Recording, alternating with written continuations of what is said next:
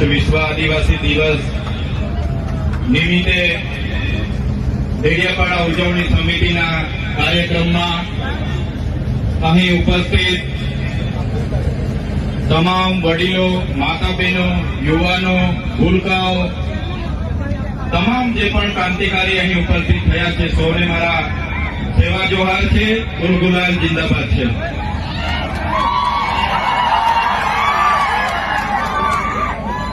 જે સમિતિએ 9 ઓગસ્ટ વિશ્વ આદિવાસી દિવસની ડેડિયાપાડા ખાતે આયોજન કર્યું, અમને આમંત્રણ આપી ઘણા લોકો અહીંયા બોલે એવા છે, છતાંય સાથી આગેવાનોએ પણ મને બોલવાનો જે તક આપ્યો છે અને મને જે સન્માન આપ્યું છે એ બદલ સૌપ્રથમ બધા માટે એમના ચરણોમાં હું નમન કરું છું. સૌને હું પ્રણામ કરું છું.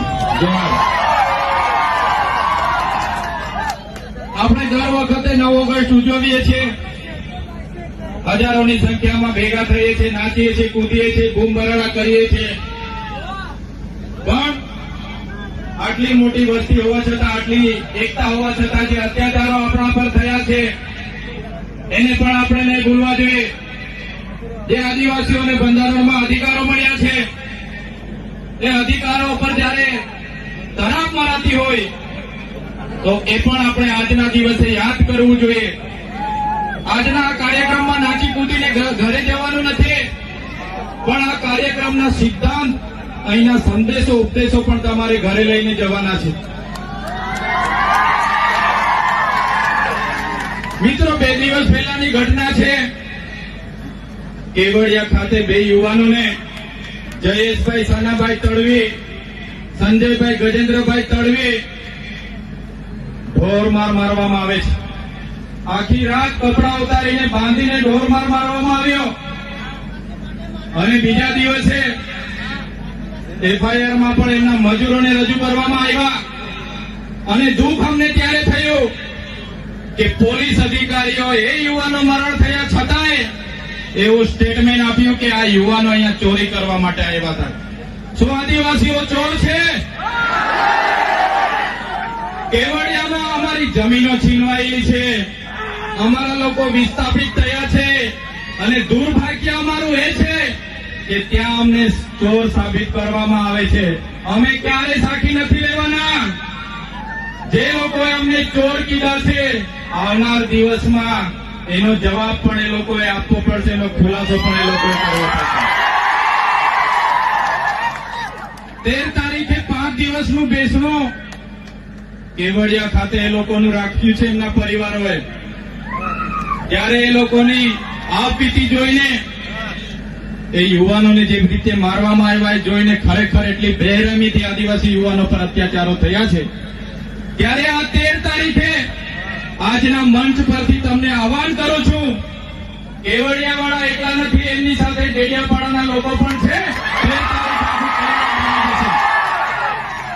13 તારીખે આખું કેવડિયા અમે ભરી દઈશું. તૈયાર છો બધા? પોલીસના મિત્રોને પણ કેમ છું, ઘણા પોલીસ અધિકારીઓ આપણા સમાજના છે, એમને પણ હું આજના મંચ પરથી કેમ છું. તે દિવસે કેવડિયા જતા વચ્ચે નાકા આવશે ને તો તમે જાણો ને તમારું કામ જાણે. આદિવાસી સમાજ અંગ્રેજો સામે પણ ઝૂક્યો નથી. આજે ગોરા અંગ્રેજોને આદિવાસી અમે એટલા માટે ગર્વ અનુભવીએ છીએ. અમે અહીંયા આદિ અનાદિકાળથી વસીએ છીએ. અહીંના અમે મૂળ નિવાસી છે, મૂળ માલિકો છે. આજે અમને વનવાસી કહેવામાં આવે છે, વનબંધુ કહેવામાં આવે છે. અમે આદિવાસીઓ છે, હજારો વર્ષોથી વસનારા આદિવાસીઓ છે. અમે જે વખતે આ વિસ્તારોમાં, આ દેશ પર જે વખતે મુગલોનું આક્રમણ થયું, હુણોનું આક્રમણ થયું, ફ્રેન્ચોનું આક્રમણ થયું, પોર્ટુગીઝો આવ્યા, અંગ્રેજો આવ્યા, ત્યારે પણ આદિવાસીઓએ ગુલામી નથી સ્વીકારી. સ્વાયત્ત રાજ્ય અમારા રજવાડા હતા. રાજપીપળાનો ઇતિહાસ જોઈ લો. નાંદોદ અમારા નંદભીલની નગરી હતી. સાગબારા અમારા કુંવર વસાવાનું રજવાડું હતું. ભેલાધામમાં અમારા રાજા પાંડાવીનો દેવનું રજવાડું હતું. અમારા રજવાડાઓને યેન પેન પ્રકારે હેરાન પરેશાન કરીને ખદેડીને આજે અમને આદિવાસીઓને વિભાજિત કરવામાં આવ્યા છે. તમે રામાયણ વાંચી લેજો. રામાયણના પહેલા પાને આદિવાસી વાલ્મીકીનો ઉલ્લેખ હશે, છત્રીનો ઉલ્લેખ હશે, હનુમાનનો ઉલ્લેખ હશે, નિર્સાદનો ઉલ્લેખ હશે. આ અમારા આદિવાસી અમારા પૂર્વજો છે. તમે મહાભારત ઉઠાવીને વાંચી લેજો. જે એકલવ્ય છે અમારા આદિવાસીના પૂર્વજો છે. તમે મહારાણા પ્રતાપનો ઇતિહાસ વાંચી લેજો. એમાં પૂંજા ભીલ, દુધા ભીલ અમારી જે સેના હતી એ આદિવાસીઓની હતી. અમે એ સમાજમાંથી આવીએ છીએ એટલે અમને ગર્વ છે.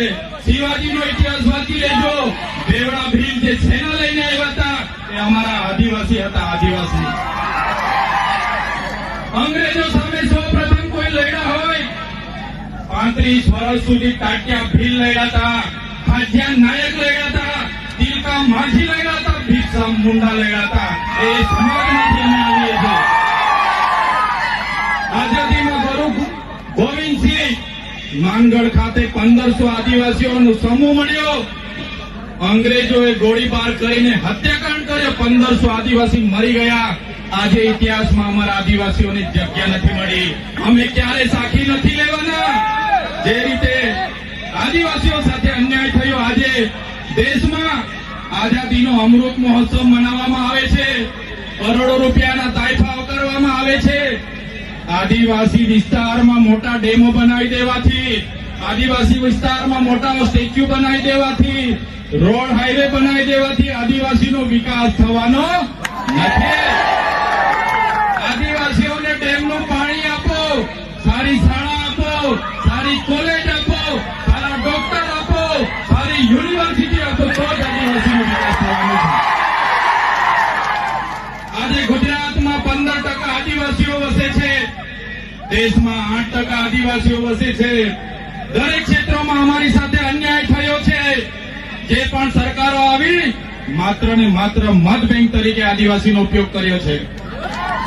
આજે તમે કોર્ટમાં જજો, કોર્ટમાં જે જજો બેસે છે, આજે ગુજરાતમાં અમે 15% છે તો 100 જજમાંથી 15 જજ આપણા હોવા જોઈએ કે નહીં હોવા જોઈએ? આઈએસ આઈપીએસ આપણા 15 હોવા જોઈએ કે નહીં હોવા જોઈએ? મામલતદાર, ટીડીઓ, કલેક્ટર અમારા 15 હોવા જોઈએ. તે આજે નથી. એ હવે આવનાર દિવસોમાં આદિવાસી સમાજે જાગવાનું છે. આટલી મોટી સિટીઓમાં રિયલ એસ્ટેટ બને છે. રિયલ એસ્ટેટના બિલ્ડરો કોણ છે? કેટલા આદિવાસીઓ રિયલ એસ્ટેટના બિલ્ડરો છે? અમારા લોકોને શિક્ષા નથી આપવામાં આવી, નર્મદાનું પાણી નથી આપવામાં આવ્યું, કડાણા ઉકાઈ ડેમનું પાણી નથી આપવામાં આવ્યું. આજે પણ અમારા લોકો મજૂરી માટે શહેરમાં જવા મજબૂર થયા છે. અમે સાચી નથી લેવાની.